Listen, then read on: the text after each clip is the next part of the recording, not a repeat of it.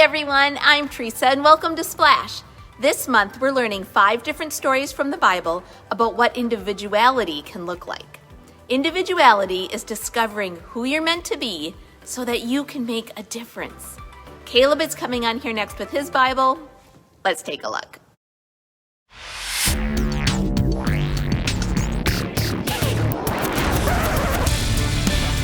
Everyone is part of a bigger story. It's a bigger story than you can imagine.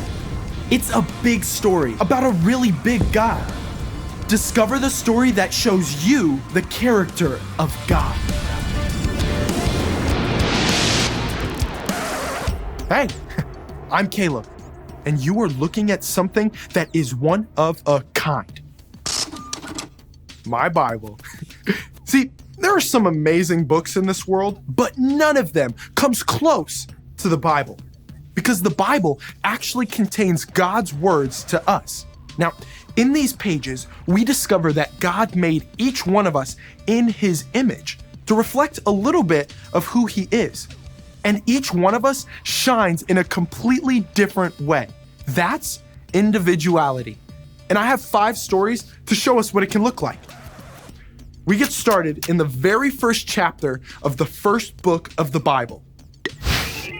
In the beginning, God took nothing and created everything. We've got stars and starfish, apples and oranges, icebergs and boiling hot lava. But the most incredible creation of all, people. Because no matter what you look like on the outside, you're designed to be a picture of what God is like. Time to hop to the New Testament. This is gonna take a sec. Here, we meet Matthew, and honestly, he's not a person people want to meet.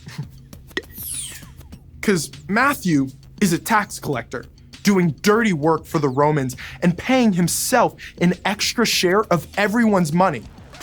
Not a fan favorite, right? But then Jesus shows up. And when he looks at Matthew, he sees a brand new story. Let's meet another new face in the book of Acts. Lydia is a successful businesswoman who sells purple cloth. She's already gathering on the riverbank with others to pray. So when Paul shows up with stories of Jesus and a whole new way to live, Lydia offers everything she's got to make space for the new believers. Let's slide ahead to a letter Paul wrote to his friend Timothy. Even though Timothy's young, he's been traveling and training with Paul. And now he's in charge of the church in Ephesus. Here's what Paul tells him. Don't let anyone look down on you because you are young. Set an example for the believers in what you say and in how you live. Think you're too young to make a difference? It doesn't matter if you're 12 or 10 or even 5. You can still show people how to love God and love others. We wrap up with another letter from Paul. This one to the church in Corinth. There is one body, but it has many parts. God has placed each part in the body just as He wanted it to be. You are the body of Christ. God has designed you for a special role that no one else can fill.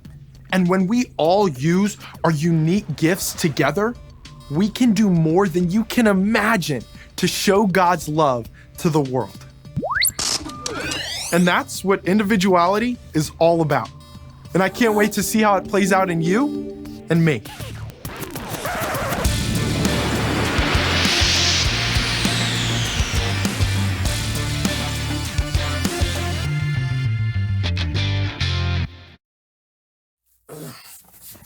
Oh, man.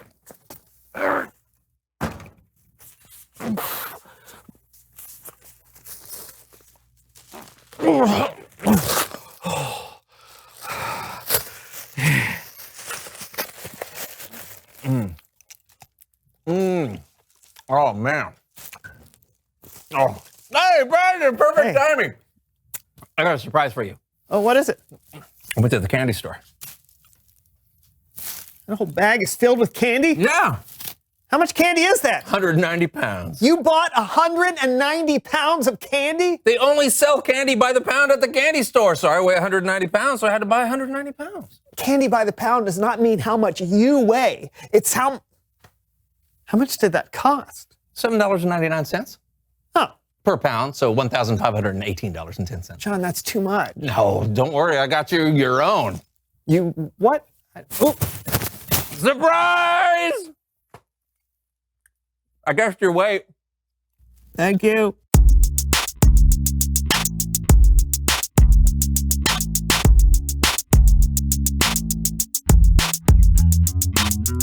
Oh, hello everyone. Welcome to the So and So Show. I'm John. And I'm Brandon. Do you know Brandon? I do. He's a terrific guy.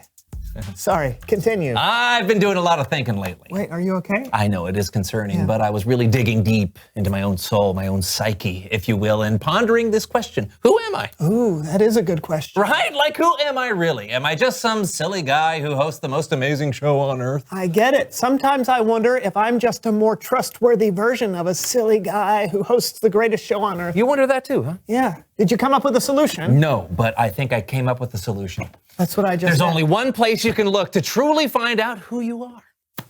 Your heart. No, the internet. Oh. Kids, always ask a parent, teacher, or guardian before going on the internet. There's some bad stuff out there, and we want you to be careful while surfing. And remember, Don't do as John do. okay, I found this great website called Find Out Everything You've Always Wanted to Know About Yourself. .com? No, .dorv. .dorv? It's a new one, yeah. All right. Okay, now we just enter in our information and we'll find out everything we've always wanted to know about ourselves. Okay. What is your least favorite vegetable? Oh, yeah. Which animated movie do you think is the best? Your favorite number?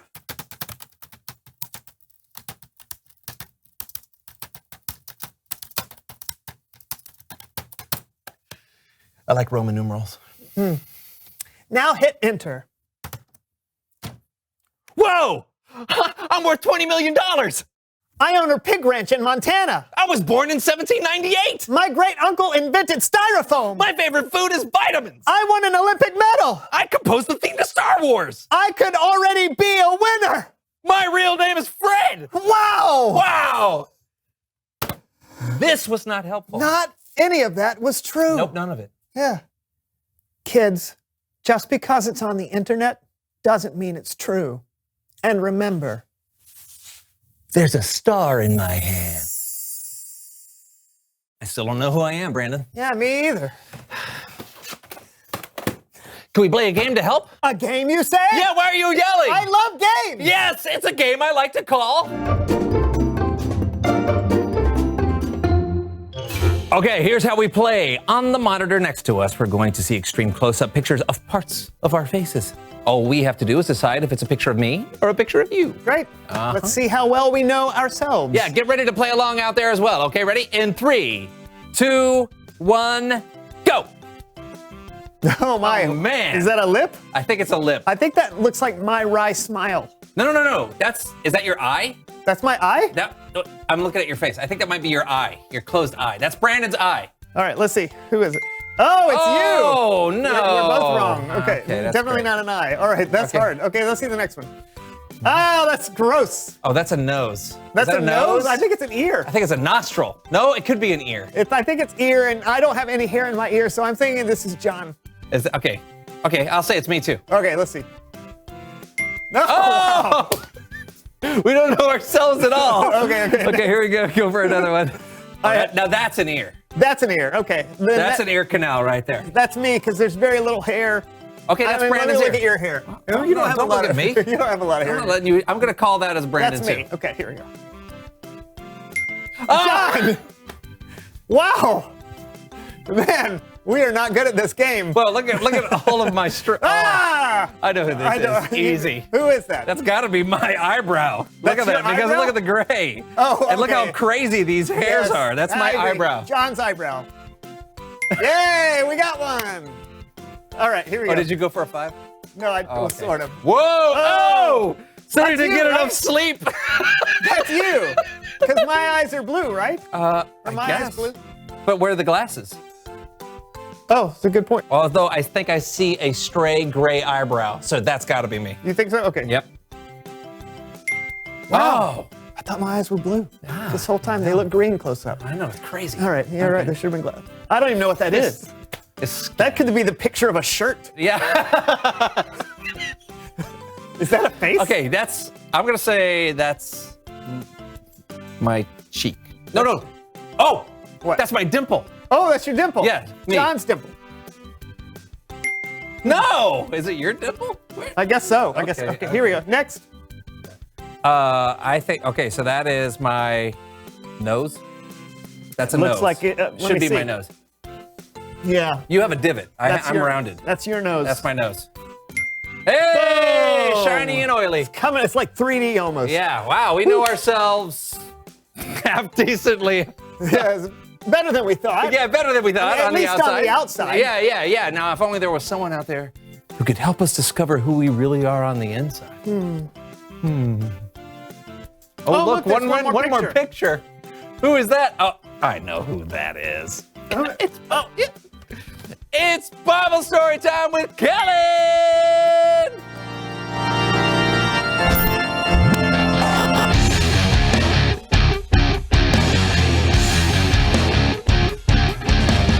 Kellen! Hey fellas, how's it going? Pretty good. What deep insights do you have for us from the Bible today? Well, we're talking about one of the more famous disciples of Jesus. In fact, this dude wrote one of the 4 Gospels. Thaddeus. No. Simon the Zealot. Nope. Austin. There was no disciple named Austin, to my knowledge. Oh. No. We're talking about Matthew. Matthew, right. You're way off. Let's jump right in. Okay, so everywhere Jesus went, people would marvel at his teachings. Oh. And people would especially delight in all the many miracles Jesus would perform. People loved him. One day, Jesus was walking into a town where he met Matthew. The problem was, people did not like Matthew at all. Why? Well, because he was a tax collector for Rome. Tax collectors were looked down on because not only did they collect money for taxes, they would take extra money to keep for themselves. When Jesus approached Matthew, people may have thought Jesus was gonna put Matthew in his place. You're out. But instead, Jesus went up to Matthew, a guy who no one liked or valued, and he said, "Follow me." Now, this probably blew Matthew's mind. Jesus, miracle worker and teacher, was asking Matthew to follow him. Jesus valued Matthew when no one else would. And Matthew got up and he followed Jesus. Now, when the other people in town saw this happen, they were confused. Huh? The religious leaders were beside themselves in anger. They couldn't understand why Jesus would spend any time with someone as disliked as Matthew. But even worse, Jesus went to Matthew's house and hung out with a bunch of other people in town that the religious leaders considered the worst kind of people. I mean, Jesus basically went to a party with all the troublemakers. And the religious leaders, well, they asked Jesus' disciples, "Why does your teacher eat with sinners and tax collectors?" But when Jesus heard this, he responded by saying, "Those who are healthy don't need a doctor. Sick people do. I have not come to get those who think they are right with God to follow me. I have come to get sinners to follow me." Yeah, definitely a mic drop moment. Jesus wanted the religious leaders to know, and he wants us to know, that people, no matter what they look like or where they come from or what they've done, are valuable to him. The end. So what do you think, fellas? Wow. Jesus shows up, and instead of seeing Matthew as just a tax collector or someone who cheats people, he sees him as valuable. Yeah, Jesus was like, hey, Matthew, you matter. Let's go hang. Exactly. I mean, Jesus hanging out with Matthew back then, that was mind-blowing. But think about this. What do you think happened in Matthew's own heart? How do you think what Jesus did made Matthew feel about himself? If I were Matthew, I may have seen myself in a whole new way. Yeah. I mean, if Jesus, this guy I've heard about, who's totally awesome, wants to spend time with me, I think it would have an effect. Right? Well, guess what? Jesus does think you're valuable, and he does want to spend time with you. He wants you to believe in him and follow him. That can change your whole world. And not just your life now, but for eternity. Following Jesus not only helps us live a life that honors God, but it brings us back into a relationship with God that lasts forever. That is very cool. Thanks, Kellen. You're welcome, guys. I'll see you next time. Bye. So, buddy, does that shed any light on you figuring out who you really are? Yeah, it does. I'm more than my job. I'm more than what other people think about me. Yes. I'm even more than what I might think about myself. Yes. I think after learning that story, I would describe myself as... Reveal the question. How would you describe yourself? Oh, yeah. Oh, okay. You can describe yourself on the outside, like, do you have long hair or short hair? What color are your eyes? Or you could describe yourself in other ways. What kind of movies do you like to watch?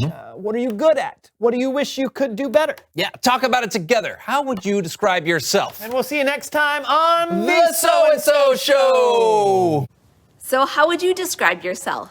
Like Brandon and John said, there are so many ways that you could talk about this. Tell someone at home, how did God make you uniquely and individual? And remember the example that we had today from Matthew. Knowing Jesus changes how you see yourself. Bye-bye. I've never eaten spaghetti before. I wrote the song Do Wah Diddy. I have knives for toes. My mother used to be a puma. I actually like soccer. Ham! The first letter of the alphabet is Z. Now it's just random fact time. This computer is older than I am. Striped polka dots confuse me. Blue paint makes me sneeze. Lassie was a boy.